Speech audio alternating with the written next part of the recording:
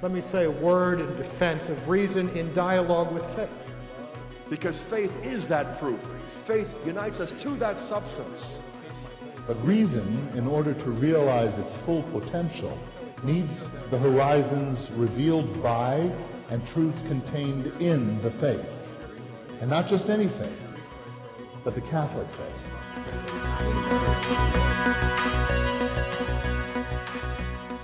One of my very first assignments when I became a Swiss Guard was to protect the Holy Father's apartment. It was actually in 1986, December 24th, 1986. Now, you see, here it might be a little different, but in Europe, where I come from, in Switzerland, the big event at Christmas is not Christmas Day, but it's Christmas Eve. It's my family's favorite holiday. I grew up in the mountains of Switzerland, a little village, 400 people. There's more cows in my village than people. And I'm the youngest of 6 kids, and I didn't really, you know, I was an outdoorsy kind of guy, and I didn't care so much for school at the time, but was very much into physical activity, and you know, I was a regular tough guy. And I heard when I was about 18 years old that there was this opportunity that somebody would teach you how to become a bodyguard, and that they would pay you for it. And I thought, that's it. That's what I'm going to do. That's my calling. And so I joined and went to Rome that December, a bit earlier than actually in November of that year. They called me to serve that night on the 24th. It was one of my very first times, and given that this was our family's favorite holiday, I just hated the thought of having to work on Christmas Eve. Now, you see, my family, what we do on Christmas is very much structured. We get up and in the first half of the day we fast, and we go out. My father and my brothers, we go and get the tree. You know, you don't buy a tree, you cut a tree down where I come from. And we put the tree up, and then my mother and my sisters, we cook a special meal every Christmas Eve, always the same thing at Christmas Eve, and it's all the ingredients and everything. It's a meal that you only get once a year on Christmas Eve. Biggest holiday of the year for my family. And I had to work that night, so I was very sad as I stood. I called back. I wanted to call and at least wish my parents a Merry Christmas. So this was before the internet, before Skype and everything. There was one telephone in the barracks down where the dining room was. And I was standing there in line for all day. There were like 20 people standing in line to get to the phone. And I waited my turn and I stood there. And while I stood there, I thought of new names for the sergeant major who had the guts to put me on duty that night. And I just felt worse and worse. And then finally it was my time, and I picked up the phone. I called my parents, and my dad picked up the phone. And he said, hey, well, you know, Merry Christmas, and what are you doing, and how are you celebrating tonight? I said, well, Dad, I'm not celebrating tonight. I have to work. And he says, what? They're making you work today? This is the Vatican. Do they know it's Christmas? I said, yeah, you know, and you know, he says, but anyway, I'm proud of what you're doing. You go and do what you have to do. And so I did. Then he put my mother on the phone. Did I say it that I'm the youngest of 6? I'm her baby, even though I'm 6'9", that doesn't change. I call myself her masterpiece. Anyway, Mom comes on the phone. She doesn't even say anything. She heard him say, you have to work tonight? Immediately starts to cry on the phone. Now, look, I don't know about you, but I have that thing that when my mom cries, I just have to cry with her. Except there's 20 guys standing behind me. So all I could do is say, Mom, I love you, and I hung up. And I ran to my room and put on my uniform and went to service. Now the service that I did was at the Pope's apartment. Now the way it is up there is, you know, they say the Pope lives in a palace. Well, sort of, but he basically has a 2-bedroom apartment on the top floor of the Vatican, in one of the corners of the top floor of the Vatican. And in front of that two-bedroom apartment is a little room. It's about as big as this room, this area right here. And there's two doors. One door goes in to where the Pope's apartment is. There's a hallway and the chapel and then the bedrooms and the office and so on. And then and that's one door, and the other door goes out to the loggias, with the courtyard in the Vatican. Now I'm in the middle there, and I have two keys, and I lock both keys, and I'm inside. And there's not much going on up there. By then it was, it's late December. By then it was dark. It was probably 8, 9 o'clock in the evening by that time. You have a little table there with one of these old office lamps that shines down. That's the only light. And you'd be allowed to read there or so. Do you think I read there? No. You know what I did? I cried my eyes out. You see, I had that, even before going into the Guards, as a young person, I had that feeling, that feeling, it's about here, of longing.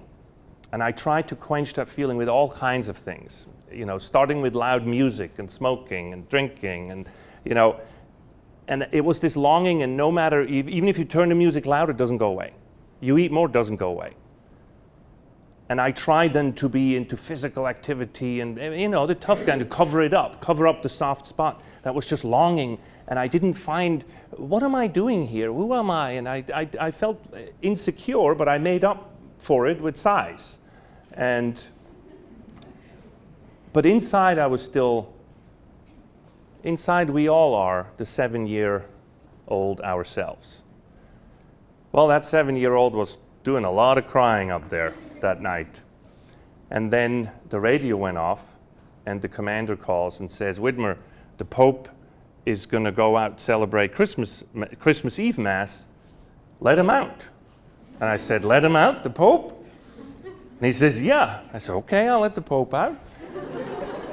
I go, what you do is you turn the key, you don't open the door, and he opens the door when he's ready. And I stood, all I had time to do is, don't open the other door, just that door. I just stood back and I pulled my uniform straight and I stood, and then the door opened. And I remember this yellow warm light flooded into my little room there. And in the doorway stood this figure with the white cassock on and the little zucchetto, and it was John Paul standing in the door frame. And he had this thing that when he was interested in something, he would sort of tilt his head a little bit. And he tilted his head and looked at me and he says, hey, you're new? What's your name? I've never seen you before. And I said, well, Holy Father, my name is Andreas. I'm from Lucerne, and I just started. And he walked straight over to me and stretched out his hand.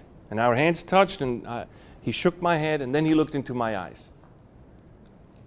And my cover blew. Without asking any question, he said, of course. This is your first Christmas away from home, isn't it? Boy, that was the wrong thing to say to me. Tear coming down the cheek.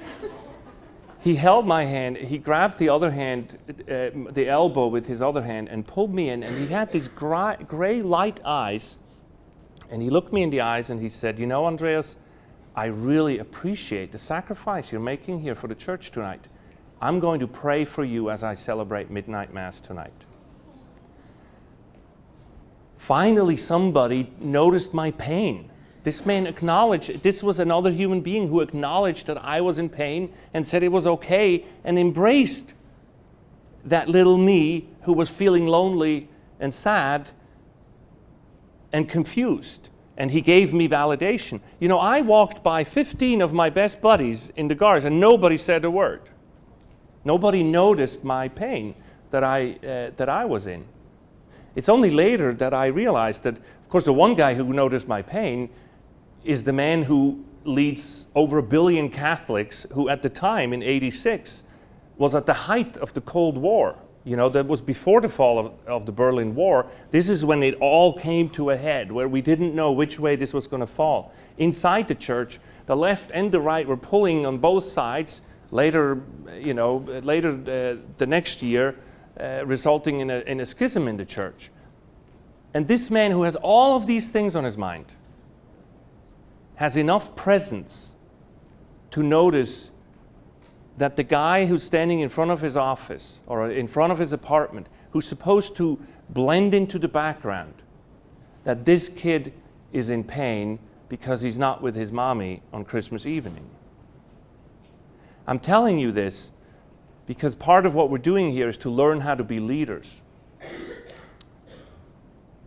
And one day when I see you again in 20 years and you're leaders, I want to ask you if you even know the name of the person who is the parking attendant, or who picks up the phone and leads the phone to you, or who cleans your offices after you leave that day.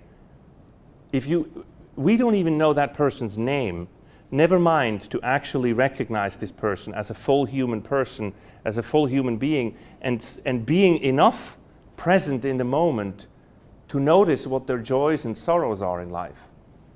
This is something that was remarkable and was typical of my experience with John Paul, of having been privileged to live with him and work for him for 2 years every day. One of the most profound things I felt is that with John Paul, when he met you, it doesn't matter who you were. You felt that you were the reason why he got up in the morning.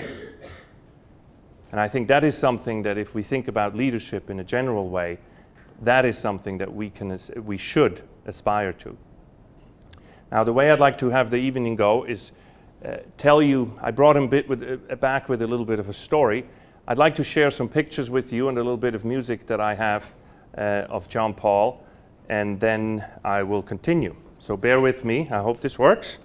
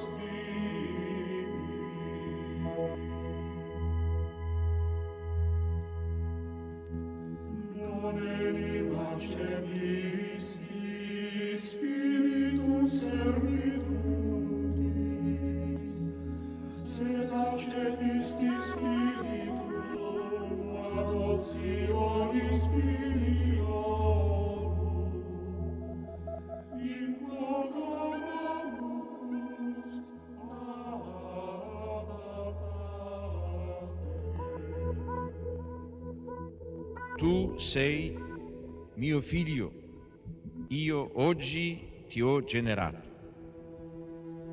Io gli sarò padre, egli mi sarà figlio. Sono parole profetiche, esse parlano di Dio che è padre nel senso più alto e più autentico della parola. Dice Isaia, Signore, tu sei nostro Padre, noi siamo argilla e tu colui che ci dà forma. Tutti noi siamo opera delle tue mani.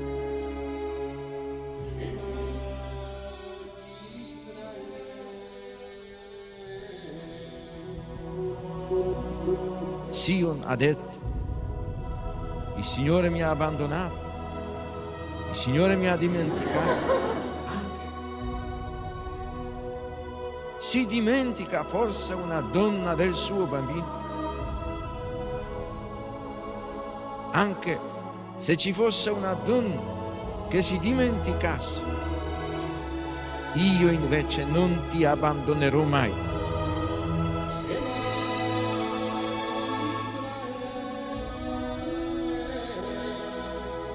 È significativo che nei brani del profeta Isaia la paternità di Dio si arricchisca di connotazioni che si ispirano alla maternità.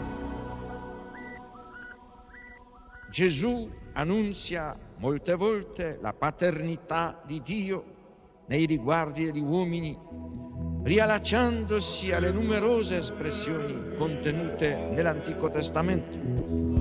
Per Gesù Dio non è solamente il Padre di Israele, il Padre degli uomini, ma il Padre suo, il Padre mio. Pater noster, qui es in celi, sanctificetur nomen tuum, adveniat regnum tuum, fiat voluntas tua, sicur in cielo ed in terra. Pane nostrum quotidianum da nobis hodie, et dimitte nobis debita nostra, sicut et nostri vittimus debitoribus nostri, et ne nos induca in tentatione, sed libera nos a malo.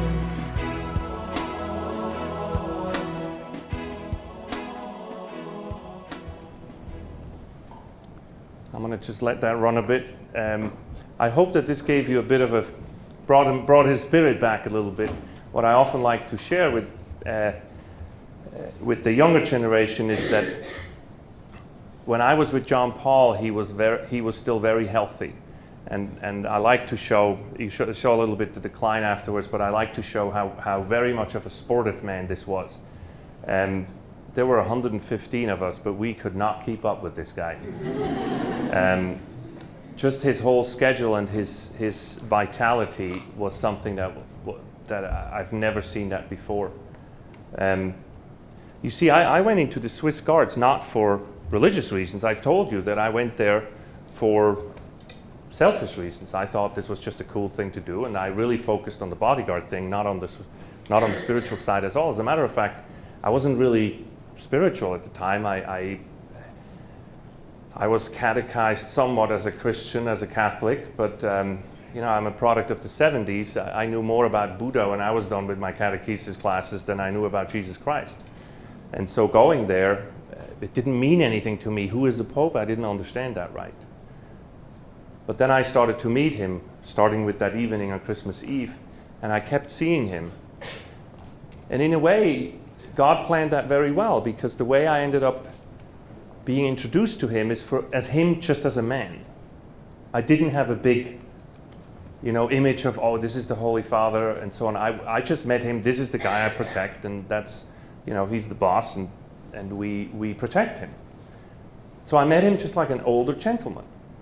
And one day I was asked to protect him while he was in a room about this big with as many people, and he was praying the rosary on a prie-dieu, and for the Vatican radio, and I was standing about over here, and I was supposed to take, have this group in my view, but of course, I stood close to him, and I watched him too, and then he started to pray, and as he started to pray, I started to feel differently, and I thought, he's faking it. And I thought, well, hold on a minute, how can he fake it and I feel differently? That doesn't add up.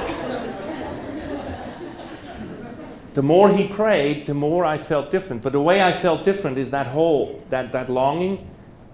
With my interaction with him, it started to satiate. I felt that this is where this is where the source is, where I would find that saturation. I mentioned that to one of his secretaries at the time that I noticed the prayer and so on, and he says, hey, look, why don't you pray? John Paul said, prayer is something that you can learn. Anybody can do it. And it's just you stay with it and you can pray just as well as I do, he would say. And one of his secretaries said, look, what do you have to lose? You're standing around all day. Just, start praying. I thought, well, you have a point there, but my grandmother prays the rosary. I'm not going to pray the rosary. What am I going to do? And he says, very simple. I'm not going to threaten your maleness by praying the rosary. Just take the rosary and then have them like this, and then you put your one hand in your pocket and walk around. Nobody will ever know. Just try it. And I did, over and over again. And some of the priests there were very kind to guide me in this. And I eventually discovered that our faith is not a philosophy, that our faith is not a movement, that our faith is not some political group, that our faith is about a person, and that I can meet that person in many different ways. And one of the ways was that I had this encounter with God through my prayer, that I felt the presence of God, where I had to get off the fence eventually and say, wow, actually God really exists. Now what? Well, now everything changes. John Paul would be a model in a lot of different parts of my life. I left the Vatican eventually and went into business, and praise God, I was very successful in business, but I also sort of lost, once you leave here and you have a structured environment in this school, it's going to be hard to keep that same structure up where you go back into the secular world. And there's all kinds of shiny things that pull you in this direction and that direction. And that's why it's a good thing to start off by really discerning where it is that you want to go, why you're here, and what God made you for. And I want to spend a little bit of this evening talking about that. John Paul had a great interpretation or explanation of how this all came about, how your vocation, what God made you, and the privilege of us to be alive, how that came about. And it started with God creating the world. God is actually a worker, because he had to work 6 days. I only have to work 5 days. But he had to work 6 days. And he worked 6 days and created, the sea and the land and this animal and that and all the bushes and all of this, the fish and everything. And at the end he says, you know what? Now I'm going to create a being in my likeness, in my image and likeness. He didn't say that before with all the other animals. He said, now this one is going to have my image and likeness. And he made one out of dirt. And so what's different between the other animals and this animal? Well, this animal is in image and likeness. But what does that mean? Well, what that means is that this one is also a worker. This one is also a creator. So he takes this person and goes around the garden with them and with this person and said, hey, look at that animal. What do you want to call that? And he's all overjoyed to have this person, his image and likeness, and walks around the garden and say, take care of that. And this bush, what do you want to call this? Isn't this great? And walks around. Can you just see God walking around with this person? And then says, okay, now go and tend this garden. Go wild. And the person goes around, and after a while sees God again, and God goes, hey, what's the matter? And this person says, you know what? It's nice. I like what you did here. No question about your brinkmanship, okay? But I'm lonely. These are all these animals. I'm lonely. So God goes, oh, okay, I see what you mean. I have an idea. Bing, he puts the guy to sleep. Goes, takes a piece of this person and makes a second person. Remember the other one he made out of dirt. This one takes a piece away from him, makes a second person. This one he called woman, and the other one he called man. The man comes back, and God says, this is woman. The guy goes, whoa, I like that. I like her. And she says, wow, this is a cool guy. I like him a lot. And then they weren't lonely anymore. But they were still in his image and likeness, and they could still create. There's only one thing they didn't have quite in his image and likeness. Alone. And that is the most important aspect of what he let them do as creators, them as creators, as co-creators with him. And that was to create another immortal soul, because these were immortal people. They would never die. And so what he said is, now we're going to do this all together in saying, you man and you woman, come together at your free will, and you can create another immortal soul, a child. That's the one thing that you can't do alone anymore after this one person and now it's two persons. That's the one thing I split. And for that I come, I am there too. And you'll feel really great doing that because I am here. This is a piece of heaven. This is the foreshadowing. I, God the Creator, come here when you conceive a child like this, and this child will never die. And that's why there's one man and one woman coming together and having children. But the other parts of creation and of creativity in humans, they remained intact with each one of them alone. Namely, that they could invent things, think up things. Because all the other animals, they can't think up things.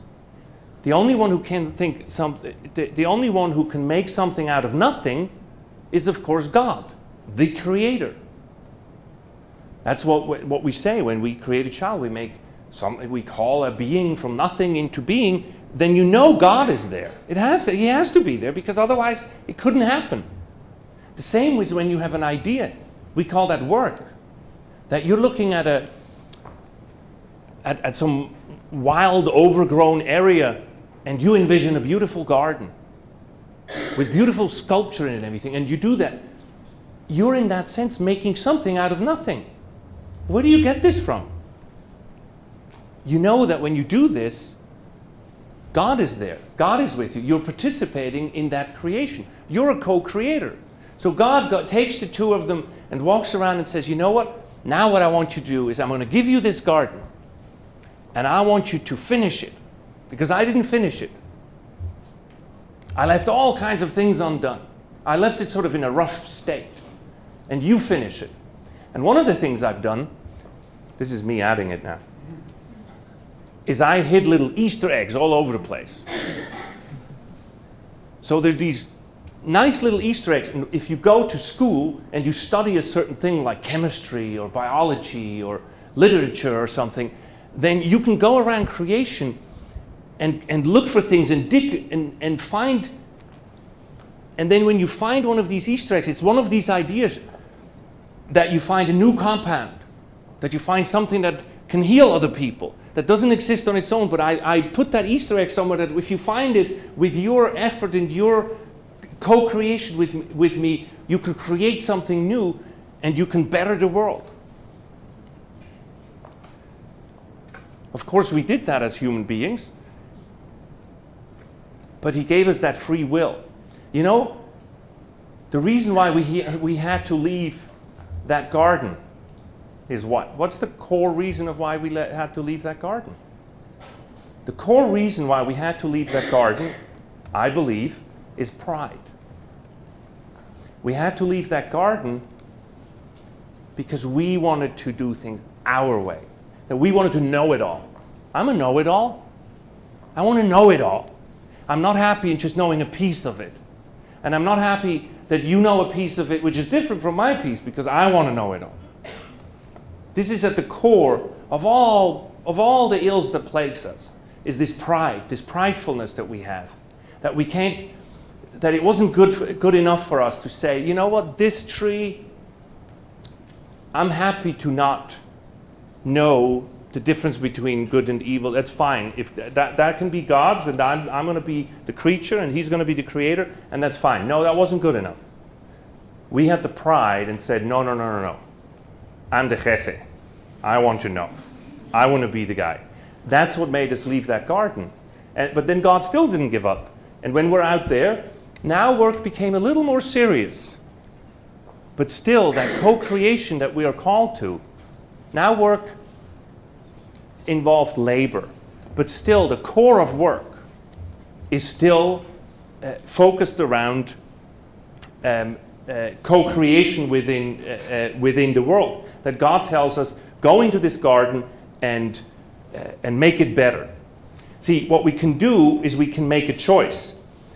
We can go into this garden and make it and invent something and use it for something good, or we can go into this garden and make something and use it for something bad.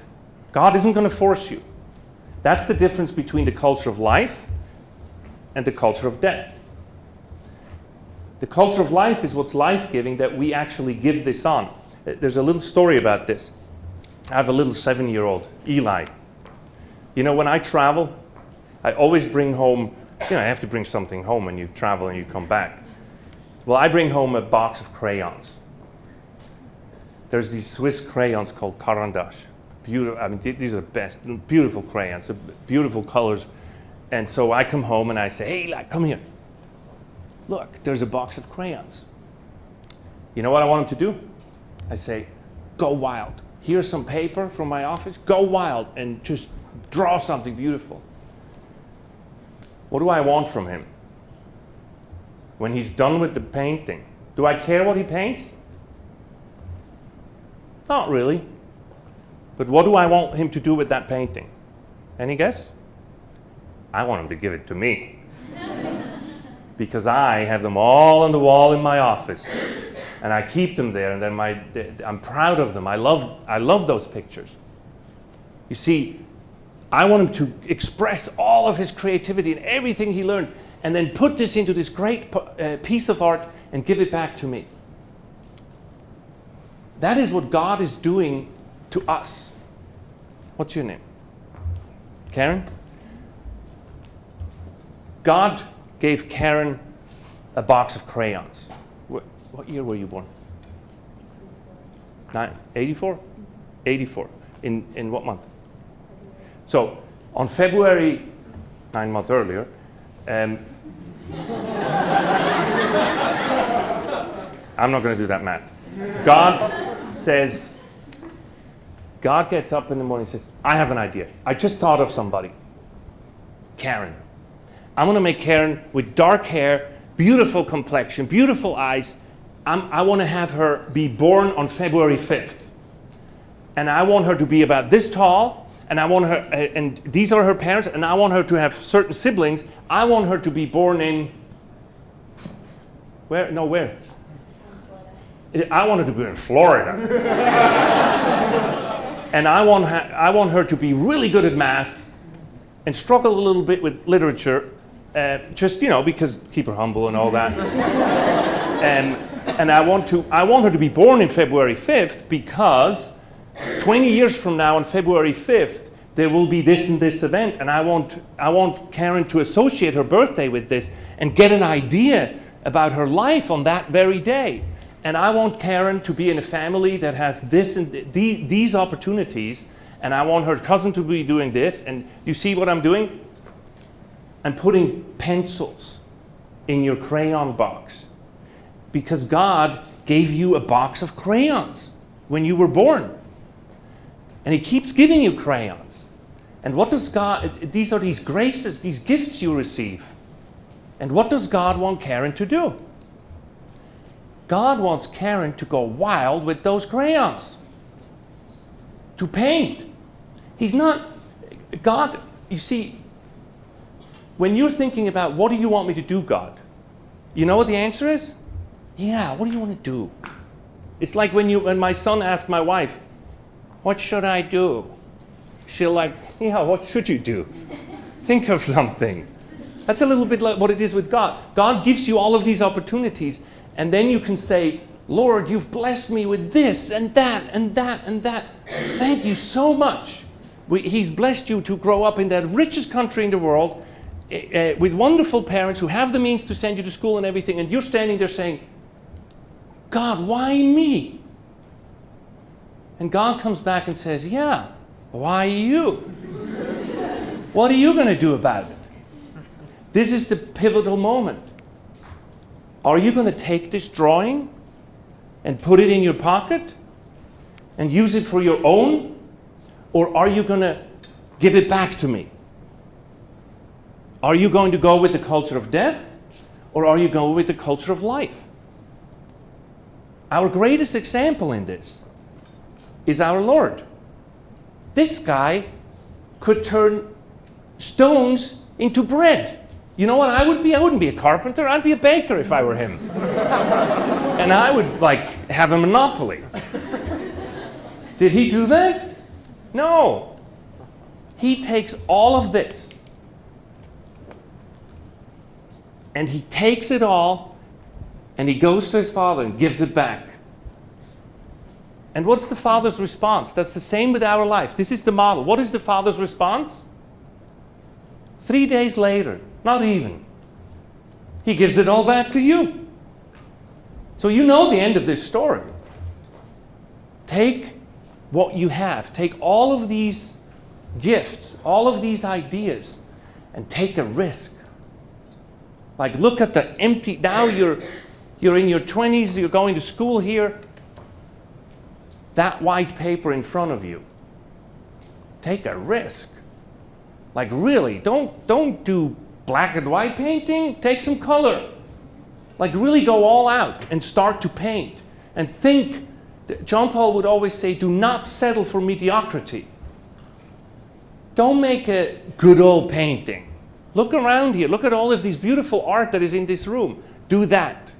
Like, shoot for the moon. Shoot for the stars with your career, with your vocations, with your life.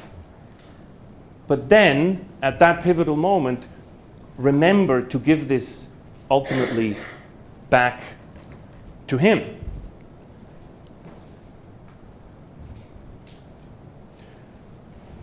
Some of you will think, yes, so what I'm going to do is because I'm a Christian, I'm going to go into a non-profit organization because profit is evil. And I'm going to save the world. I'm going to go to Africa and live in a hut and tell Africans what to do all day long. Yeah? Well, I have a good parable for you. And it's the parable of the profitable servant. It's also the parable of the fig tree. You know, we're sometimes selective in how we're reading Scripture, that we say some Scripture you can read at face value, but some you can't. But I like to read it first at face value and then go deeper.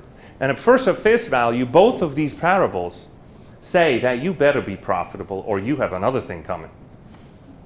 Because what we're doing here is we're gardeners with God. You remember that garden that he sent us into? One of the laws of nature is that if you're a good gardener, there's going to be figs on that tree. And the owner of that garden wants some of those figs. And if your tree does not bear fruit, he's not going to be happy. But so what's wrong when we look at the world right now there is a scandal. There is a scandal in some of the things that happened at companies like Enron or with Fannie and Freddie Mac and you name them all. There is an issue. The issue is that man is not made for profit. Profit is made for man. Do you see the difference? Profit in a company is one measure of how to look at how well you have allocated the physical resources of this company. But does a company only have physical resources?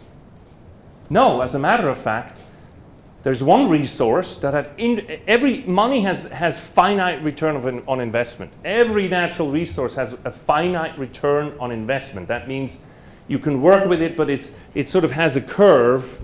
You know, first it gives you a lot of return, and then it sort of flattens off, and at the end you can't squeeze more out of it, except one resource. And that resource is the human mind.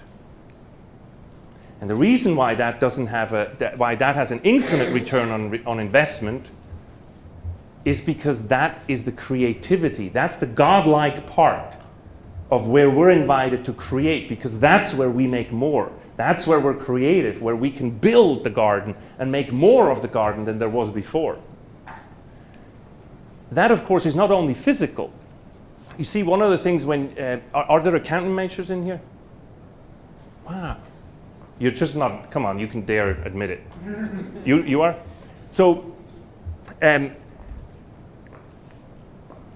other than the two of them, everybody else here, when you run a company, you don't think of profit in everything you do. It's a little bit like this, that profit is like oxygen. You're all sitting in this room. None of you right now is saying, breathe in, breathe out, breathe in, breathe out, breathe in, breathe out.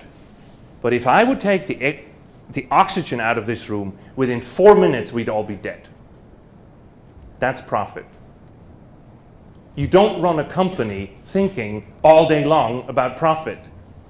But if you don't have it, the company is going to be dead in a short period of time. That's the right attitude towards profit. Man is not made for profit. Profit is made for man. Does that make sense? I'm just going through a few points that I wrote down here that I want to make sure I tell you all about.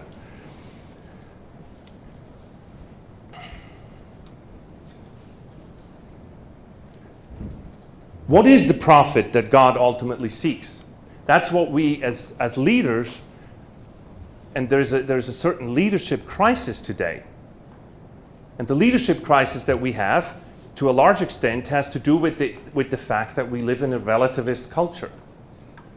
In a relativist culture, I can't tell you what's right and what's wrong anymore. The company that I was a part of was sold to somebody, and they misappropriated. They cheated for $600 million.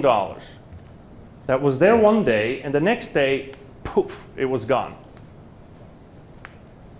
The person who looks at, who does this says, no, I didn't, what you're doing is maybe your truth, but what I'm doing is my truth. So you have no right to tell me here, that I'm right or wrong. If we live in a relativist culture, that's where we're moving towards. It says maybe with loans that you're giving or with products that you're selling, when Enron sells futures to somebody who has no idea what's going on, they're saying, wow, in the very, very small writing at the end there, it did say this, and you'd say, well, but that's not fair. That's not, you're cheating. I mean, this is, well, no, this is not really cheating. The law says so-and-so, and we're sort of just finagling our way through. If we have the law equals morality, then we're in big trouble. Business-wise and for humanity in general, that morality has to be much higher than the law, otherwise we can't do business with each other. The question becomes, what morality? People right now are protesting at Wall Street and you name it, and I want to make a few points on that. First of all, I want to protect their right to speak up. I think one of the key ingredients in our system, and this is, and now I'm giving you another John Paulism, another framework that he put together. One of the keys in a system in a system of prosperity is that we have a participatory government, and that includes freedom of speech. Freedom of speech starts where I'm starting to defend a fool's right to say something. It's not, screaming fire in a room like this just for fun. But it's, they have an opinion, and maybe it's not the most educated opinion on everything, but they have a right to say this. You stay within the law and all that, no violence and so on, but you should have a soapbox and they get to stand on there and say, well, this is freedom of speech. We ought to have it, and it starts where you defend somebody's freedom to say something that you disagree with in that sense. A participatory form of government. The second leg that he describes for a system of prosperity or a society of prosperity is a free market. That means that if we both start a company and you have a better product than me, or you have a better service than I have, that you win. And there's not somebody coming in at the end and saying, no. You can't. You can only sell 3, and then he's gonna get the other 2, right? But that means that we have competition Because you know what? When you create that product that is better, guess what I'm going to do? Make a better one. Guess what you're going to do? Make a better one. We are called to excellence. Humanity is called to excellence, and a free market, competitive free market, is designed to bring excellence into the market, because our products, as long as they are truly good products, and our services, as long as these services truly serve, will bring us excellence in competition. So we need that free market. This does not include that I'm a little more, I'm more equal than others, so that if my company gets into trouble, I can go, because I know him and he happens to be in the government right now, say, I need a little help over here because, I'm employing some people, and so you have to give me the money, and if I take a risk and I win, I take all the benefit, and if I take a risk and I lose, the government takes all the risk. If you don't know the analogy I'm talking about, then think about it. That is not a free market. Much of what we're doing today is not a free market, because we're having all kinds of organizations, including the government, play arbiter, picking winners, picking losers, saying who does what and there's no monopoly in the world if it wasn't for the government playing along with it. So we need a free market. So we need a participatory form of government. We need a free market where everybody is equal and can compete, and we pursue excellence. And here comes the kicker. The third one we need for a system of prosperity is what John Paul calls a public moral culture. What is that? Well, because we already had rule of law earlier on in the first two pieces. So now this is the public moral culture. That is the glue that holds the entire society together. And this is not even, I'm not talking about this from a Christian perspective at this point. I talk about this in an economics class, on Wall Street, anywhere you go, that you need to have a public moral culture. Why? Because the glue that holds business together is that we can trust each other, never mind the law. How many business relationships end up calling a judge in and saying, who's, enforced this? Less than 1%. If I would need the law for every one of these things, I could never do business.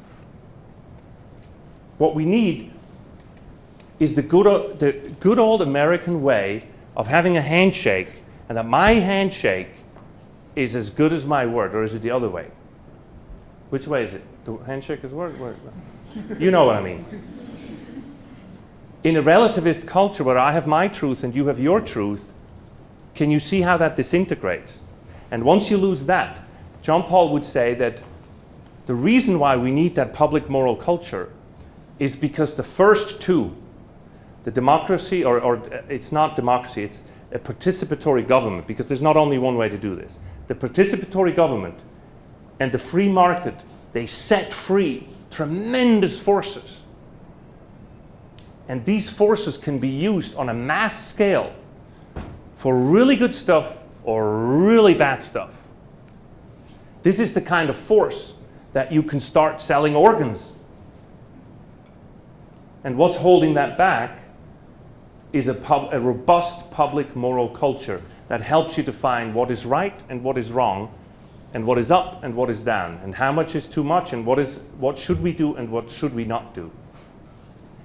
That requires all of us to exercise something that I write quite a bit about in the book, and that is an ongoing project for me too, is to exercise our will, our free will. Our just simple will has to do, you don't have to train it, because you put a dessert in front of me, guess what I'm going to do? I'm going to eat it. That's my will. My free will is to not eat it and do what I ought to do, and that is to instead go to the gym, right? But that's always a difficult choice. The gap between what I feel like doing and what I ought to do is the gap of the free will. And the free will, John Paul would describe as a muscle. And that muscle you can train like going to the gym. The reason why the church in her wisdom tells us not to eat meat on a Friday is partially due to her knowledge and to her lending us a hand to help us exercise our muscle of free will to say, today I will not do this, or today I will not do that.